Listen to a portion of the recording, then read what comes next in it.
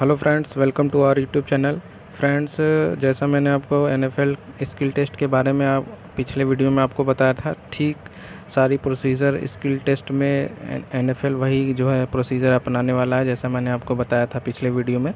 तो इस वीडियो में अच्छे से और डिटेल में सारी चीज़ों को जो है समझते हैं कि स्किल टेस्ट में जाने से पहले हमारे पास क्या क्या होना चाहिए, क्या क्या नहीं होना चाहिए और हमको क्या क्या तैयारी करके जाना चाहिए। आप चाहे जिस भी ट्रेड से हो, आप इस वीडियो को अंत तक देखिए ताकि आपको जो है कोई दिक्कत ना महसूस हो और आपको सारी जानकारी मिल जाए। तो सबसे पहले हम बात कर लेते हैं कि इसमें क्या क्या स्किल टेस्ट में होने वाला है। तो सबसे पहले आप जो है वेन्यू पे जाएंगे, वहाँ पे आपका एंट्री होगा। उसके बाद आपका जो है डॉक्यूमेंट वेरिफिकेशन होगा। उसके बाद जब आप डॉक्यूमेंट वेरिफिकेशन में पास हो जाएंगे तो आपका जो है यात्रा भत्ता का जो भी आपका रसीद होगा, जो भी आपका टिकट होगा, उसका हार्ड कॉपी आपसे ले लिया जाएगा। और उसके बाद ध्यान रखिए, जब आप स्किल टेस्ट में डॉक्यूमेंट में पास हो जाएंगे तब। अदरवाइज़ अगर आप डॉक्यूमेंट वेरिफिकेशन में फ़ेल होते हैं तो आपको वहीं से रिटर्न कर दिया जाएगा, आपको यात्रा भत्ता भी नहीं दिया जाएगा और आपको स्किल टेस्ट भी नहीं देने दिया जाएगा। आपकी कैंडिडेचर को वहाँ पे रिजेक्ट कर दिया जाएगा। ठीक है, तो हूबहू सबसे पहले मैं ये सारी चीज़ें आपको बता देता हूँ कि आप वहाँ पे पहुँचेंगे तो सबसे पहले आपका डॉक्यूमेंट वेरिफिकेशन होगा। जब आप डॉक्यूमेंट वेरिफिकेशन में पास होंगे तो आपका जो है यात्रा भत्ता का जो भी डिटेल है आपसे लिया जाएगा। उसके बाद आपका जो है ट्रेड टेस्ट करा करके आपको तुरंत रिफ़र कर दिया जाएगा अपने घर के लिए। तो यही सब चीज़ें प्रोसीजर आपको वहाँ पे करनी होंगी। अब चलते हैं इससे डॉक्यूमेंट वेरिफिकेशन के लिए आपको क्या क्या चीज़ें चाहिए, आपका जो है एग्ज़ाम जो है कितने घंटे का होगा और एग्ज़ाम कैसे कैसे होगा। तो ये सारी चीज़ें हम इस पूरी वीडियो में आपसे डिस्कस करेंगे और वीडियो में अंत तक बने रहिए ताकि आपको सभी चीज़ों की जानकारी आपको मिले और आपको दिक्कत महसूस ना हो जब आप एग्ज़ाम सेंटर में हों। तो चलिए चलते हैं उस नोटिस पे जो एनएफएल ने जारी किया है। तो ये नोटिस है, देखिए एनएफएल ने जो जारी किया था 24/8/2021 को, जिसमें सेलेक्टेड कैंडिडेट डेट का जो नेम है और उनका डेट और टाइमिंग दिया हुआ है जहाँ पे उनको पहुँचना है एग्ज़ाम सेंटर पे उनको पहुँचने के लिए। तो सबसे पहले सभी कैंडिडेट जो है देख लें कि यहाँ उनका वेन्यू क्या है, उनका एग्ज़ाम सेंटर का है national fertiliser limited, Gohana road, Panipat, Haryana. तो सभी कैंडिडेट्स को यहाँ पे पहुँचना है। आपके जो इस लिस्ट में जहाँ पे आपका नाम है वहाँ पे आपका डेट और टाइमिंग भी दिया हुआ है। जैसे यहाँ पे ये देख लीजिए, इन कैंडिडेट्स का यहाँ पे नाम दिया हुआ है और उसके बाद आपको यहाँ पे डेट और ये टाइम दिया हुआ है। आपको बता दूँ कि आपके जो ईमेल आपने फॉर्म भरते टाइम दिया था वहाँ पे भी आपको जो है ईमेल जो है आया है, आपको वही ईमेल का प्रिंट आउट लेके जाना है। ये सारी चीज़ें मैं आपको बताता हूँ कि आपको क्या क्या लेके जाना है। तो सबसे पहले मैं डिस्कस कर लेता हूँ कि आपका एग्ज़ाम कितने घंटे का होगा। तो आपका एग्ज़ाम जो है दोस्तों 3 घंटे का होगा। ठीक है, 3 घंटे का, जिसमें 1 घंटा, इसमें से 1 घंटा आपका जो है डॉक्यूमेंट वेरिफिकेशन कराया जाएगा और बाकी के 2 घंटे में आपका जो है स्किल टेस्ट कंप्लीट कराई जाएगी। तो आपको मैं बता दूं सबसे पहले कि जो है आपका जो आप जब वहाँ पे इस सेंटर पे जाएंगे तो आपका सबसे पहले डॉक्यूमेंट वेरिफिकेशन होगा। डॉक्यूमेंट वेरिफिकेशन अगर पूरी तरीके से कंप्लीट हो जाता है तो आपका यात्रा भत्ता प्रोवाइड करने के लिए आपसे सारे वो हार्ड कापी ली जाएगी, टिकट उकट की और बैंक पासबुक की, ये सारी चीज़ों की हार्ड कापी ली जाएगी ताकि आपके अकाउंट में यात्रा भत्ता को रिफ़ंड किया जाए। उसके बाद जो है आपको स्किल टेस्ट के लिए वर्कशॉप में भेज दिया जाएगा। तो ये सारी चीज़ें आपका वहाँ पे होने वाला है। सॉरी, और डॉक्यूमेंट वेरिफिकेशन में आपको क्या क्या चीज़ें लेके जानी है, ये चीज़ें आप जो है आप देख लीजिए।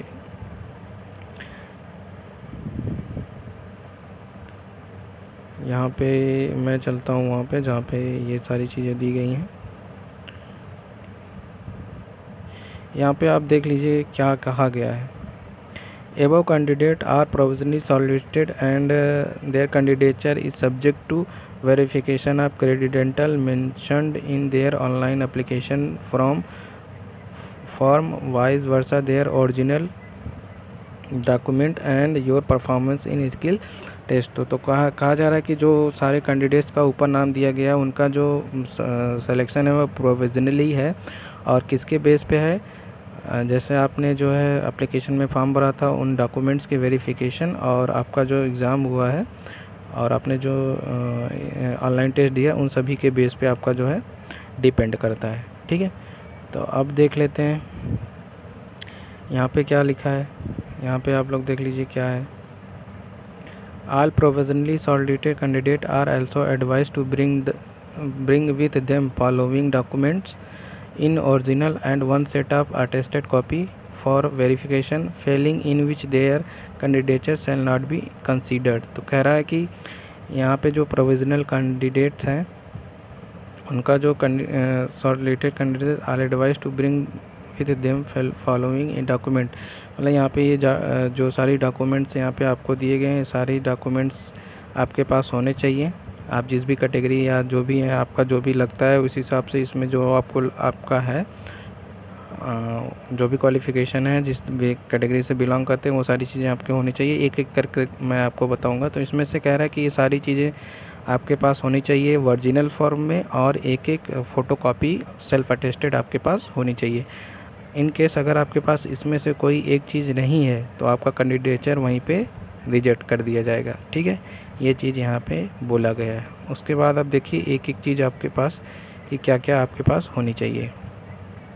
तो सबसे पहले यहाँ पे देखिए क्या है कि print out of this document verification call email.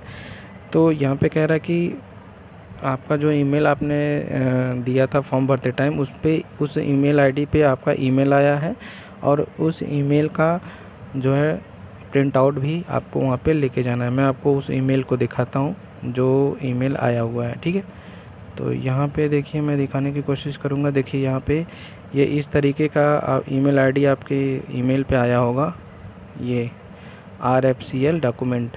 तो इस तरीके का आपका आया होगा, आप वहाँ पे देख लीजिएगा आपके ईमेल पे आया होगा। ठीक है, तो ये आप चेक कर लीजिएगा 24 अगस्त को आया होगा। ठीक, उसके बाद क्या कह रहा है कि वही ईमेल का डॉक्यूमेंट वही ईमेल का print out of this document verification call email. तो प्रिंट आउट होना चाहिए उस कॉल ईमेल का।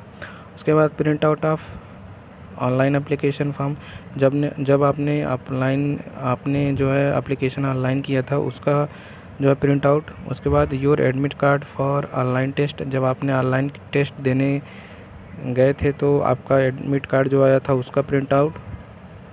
ये चीज़ें आपके पास होनी चाहिए।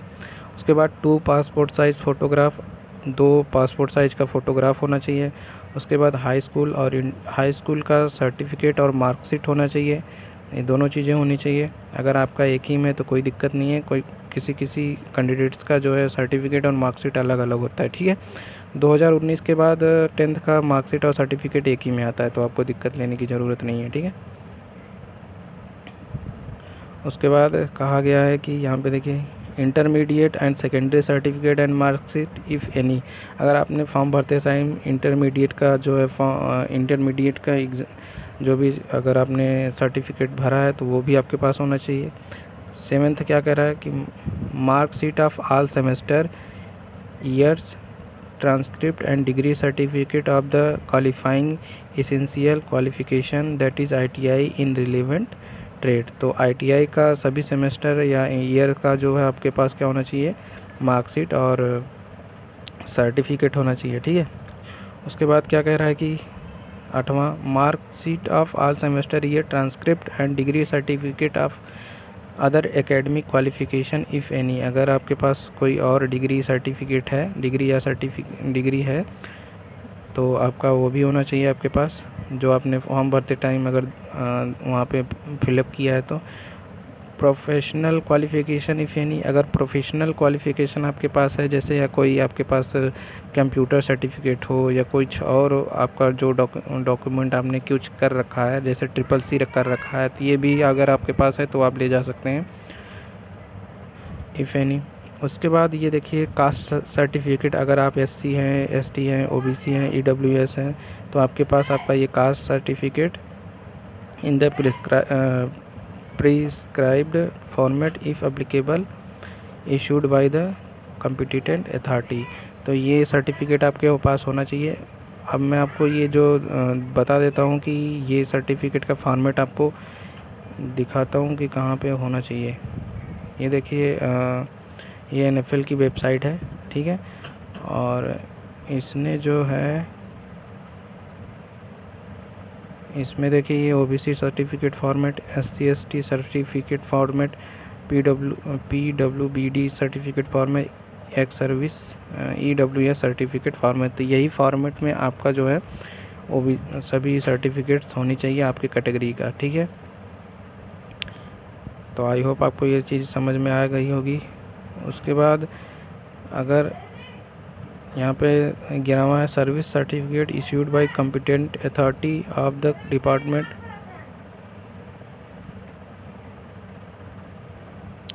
दोस्तों ये वीडियो था काफ़ी लंबा हो रहा है फ़िलहाल, तो आप देख लीजिए।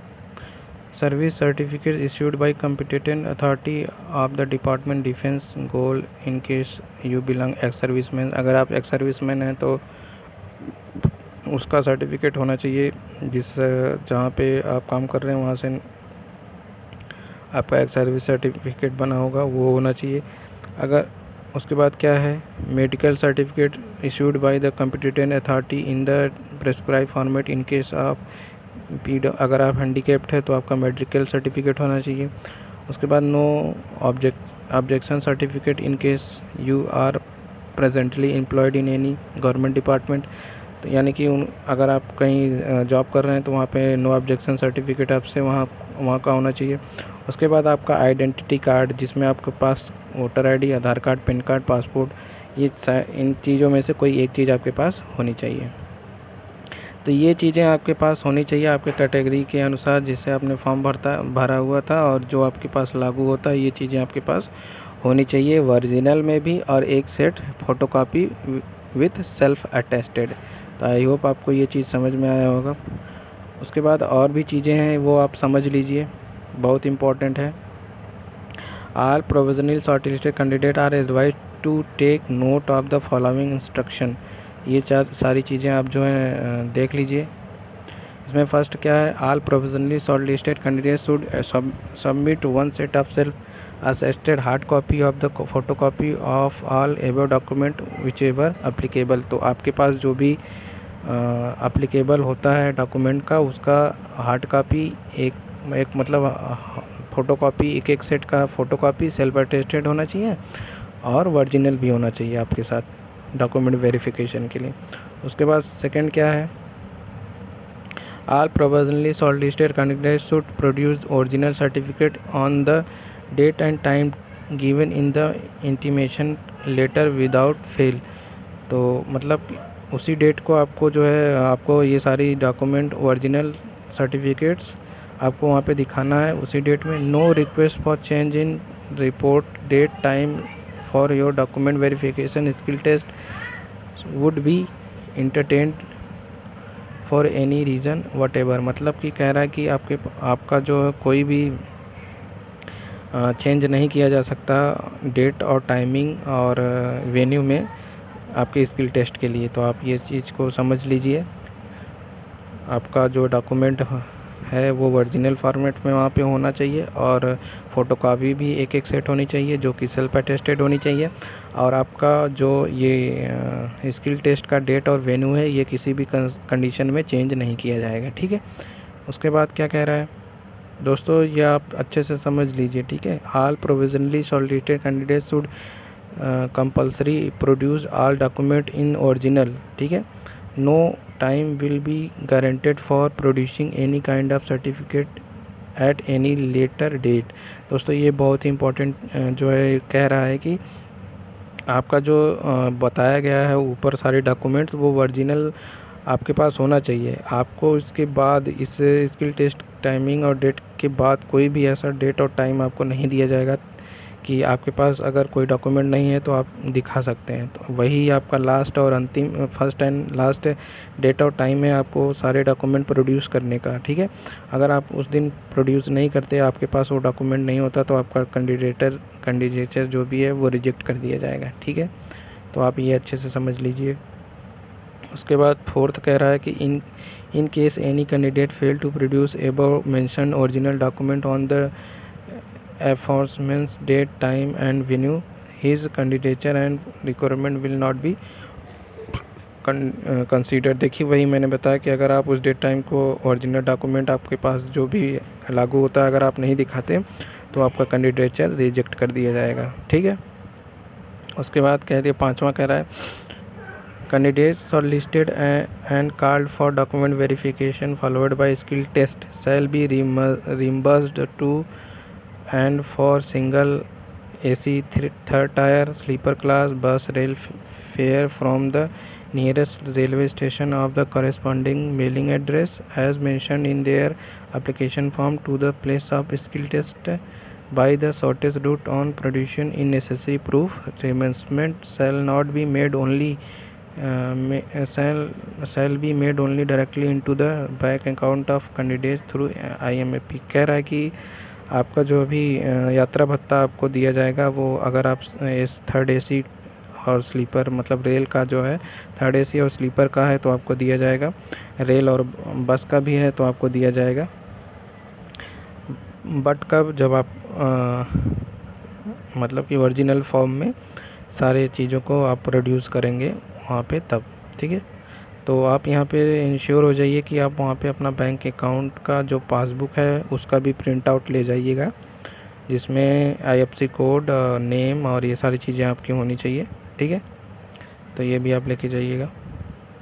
यहाँ पे छठा क्या कह रहा है कि all provisionally shortlisted candidates are advise to read each every clause of the said advertisement and ascertain that you meet all eligible criteria mentioned in the advertisement before appearing for document verification followed by skill test। तो कह रहा कि जो भी notification निकला था उसको आप अच्छी भली बात ही पढ़ लीजिए कि आप उसके लिए एलिजिबल हैं कि नहीं है डॉक्यूमेंट वेरिफिकेशन पहुंचने से पहले। यहाँ पे क्या कर रहा है, candidates are advise to ensure that they process the ITI qualification in the relevant trade from NCVT SCVT as mention in the advertisement. No claim of position of equivalent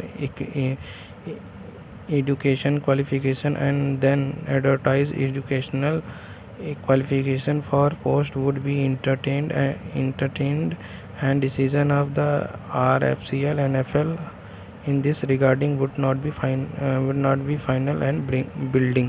तो इसमें कह रहा है कि आपके पास जो ITI का सर्टिफिकेट होना चाहिए NCVT SCVT से इसके इक्विवेलेंट अगर कोई आपके पास है तो अगर कोई सर्टिफिकेट है तो वो काम नहीं करेगा। ठीक है, उसके बाद आठवां कह रहा है कि candidates appearing in the final year semester of minimum essential qualification as mention in the advertisement and their result are awaited on as cut off date are not eligible for any post against the advertisement. कह रहा कि अगर जो लड़के जो है appearing में form भरे थे अगर उनके पास फाइनल ईयर का जो है सर्टिफिकेट नहीं है तो वो एलिजिबल नहीं है, मतलब उनका कैंडिडेचर रिजेक्ट कर दिया जाएगा। नौवां क्या है, इन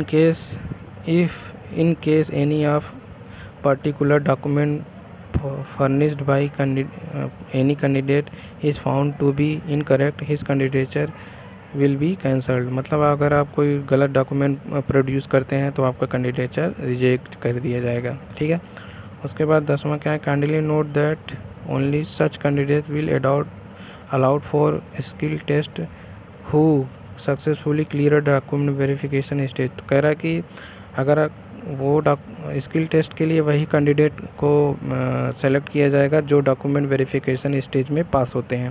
candidate who are not found eligible post document verification shall not be avoid to participate in skill test and no TADA shall be paid for appearing in document verification process. तो कह रहा है कि अगर आप उन कैंडिडेट को ही skill test दिया जाएगा जो डॉक्यूमेंट वेरिफिकेशन में पास हो गए, अगर जो डॉक्यूमेंट वेरिफिकेशन में पास नहीं होगा उसको स्किल टेस्ट भी नहीं दिया जाएगा और TADA भी नहीं दिया जाएगा। ठीक है, तो ये बहुत इंपॉर्टेंट चीज़ है, आप इसको जो है मेंशन हो जाइए, अच्छे से समझ लीजिए।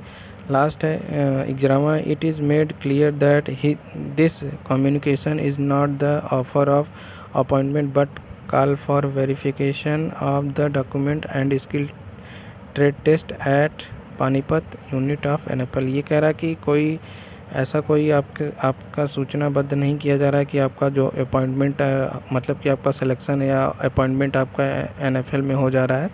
ये केवल वेरिफिकेशन और स्किल टेस्ट के लिए आपको वहाँ पे बुलाया जा रहा है, ठीक है। आप इसके बेस पे ये क्लेम नहीं कर सकते कि आपकी ज्वाइनिंग वहाँ पे हो गई है, ठीक है। उसके बाद ये 12वां कह रहा है, canvassing in any from at any stage is prohibited if any one found guilty in the same his candidature will be summarily rejected. तो मतलब कह रहा है कि अगर आप किसी भी तरीके से गलत पाए गए पूरे प्रोसेस में तो आपका कैंडिडेचर रिजेक्ट कर दिया जाएगा। और यहाँ पे कहा जा रहा है कि अगर आपको कोई क्वेरी है तो ये रणबीर बारिक का फ़ोन है और ये अमित मिश्रा का फ़ोन नंबर है। आप यहाँ पे फ़ोन करके इस टाइमिंग के बीच में आप वहाँ पे बात कर सकते हैं अगर आपको कोई दिक्कत है। तो ये सारी चीज़ें थी दोस्तों स्किल टेस्ट के डॉक्यूमेंट वेरिफिकेशन, मतलब NFL के स्किल टेस्ट और डॉक्यूमेंट वेरिफिकेशन के बारे में। तो आप जो है ईमेल अपना चेक कर लीजिए, आपका जो भी डेट और टाइम मेंशन है उस डेट को आप जाके अच्छे से सारे डॉक्यूमेंट ले जाके अपना सारी चीज़ों को कंप्लीट कीजिए। बाकी का अगर आपको कोई दिक्कत आती है, आपको कोई क्वेश्चन करना है, कोई बात पूछनी है तो आप जो है कमेंट कर सकते हैं। और आपका जो भी यहाँ पे ये पहले वेन्यू सेलेक्ट कर से जो है आप प्रेफर कर लीजिए। आपका जो भी टिकट विकट है आप बुक कर लीजिए अभी से, ज़्यादा दिक्कत लेने की ज़रूरत नहीं है। और सारी चीज़ें समझ करके अपना डॉक्यूमेंट रेडी करिए और अच्छे से पेपर देने को जाइए। तो इस वीडियो में बस इतना ही। वीडियो आपको अच्छा लगा तो वीडियो को लाइक कीजिएगा और अपने दोस्तों को भी शेयर कीजिएगा। दोस्तों आप भी देख रहे हैं कि कितना लंबा वीडियो बन गया, कितना जो है इसमें टाइम जो है लगता है, कितनी मेहनत करनी होती है। तो दोस्तों और चैनल को सब्सक्राइब नहीं किया तो चैनल को सब्सक्राइब करके अपने दोस्तों को भी शेयर करें। और कोई क्वेरी है तो आप कमेंट कीजिएगा। धन्यवाद।